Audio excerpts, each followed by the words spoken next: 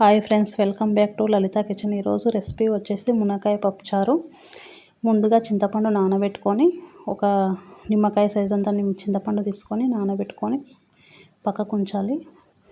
నానబెట్టి పక్కకు పెట్టిన కందిపప్పు కుక్కర్లో వేసి మూత పెట్టి 2 విజిల్ వచ్చేంత వరకు ఉడకనివ్వండి. కొంచెం నూనె, పసుపు యాడ్ చేయండి పప్పు ఉడికేటప్పుడు.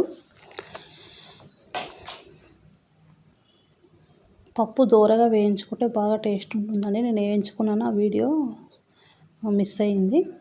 తర్వాత వేరే కడాయి పొయ్యి మీద పెట్టుకొని కొంచెం నూనె, జీలకర్ర, ఆవాలు, ఎండుమిర్చి, పచ్చిమిర్చి యాడ్ చేసుకోండి. అవి కొంచెం బ్రౌన్ కలర్ వచ్చే వరకు వేపి మునక్కాయలు వేసుకోవాలండి. మునక్కాయలు కొంచెం మగ్గాక ఆనియన్స్ వేసి మంచిగా కలిపి కరివేపాకు వేసుకొని మూత పెట్టి తీసి టమాటోలు యాడ్ చేసుకోవాలి ఫ్రెండ్స్. అల్లం వెల్లుల్లి పేస్ట్ వేసి అది కొంచెం బ్రౌన్ కలర్ వచ్చేంత వరకు వేపుకొని పసుపు యాడ్ చేసుకోవాలండి. ఇప్పుడు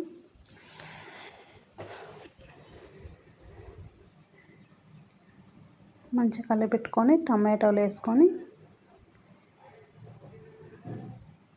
కాసేపు మగ్గనివ్వాలండి. మూత పెట్టి కొంచెం మగ్గాక తీసి ఒకసారి కలుపుకొని చింతపండు రసం, మనం పిసికి పెట్టుకున్న రసం యాడ్ చేసుకోవాలండి.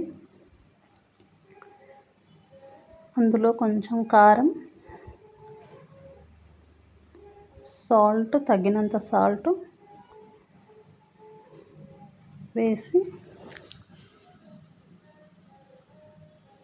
కొంచెం జీలకర్ర మెంతుల పొడి, ధనియాల పొడి,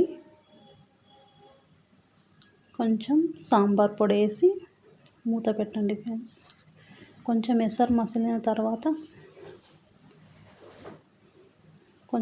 మసులుతున్నప్పుడు కొత్తిమీర వేసి పప్పు వేసుకోవాలి ఫ్రెండ్స్. ముందుగా ఉడకబెట్టి పక్కకెట్టుకున్న పప్పును ఇందులో వేసుకొని ఒక 5 నిమిషాలు మరగనివ్వండి.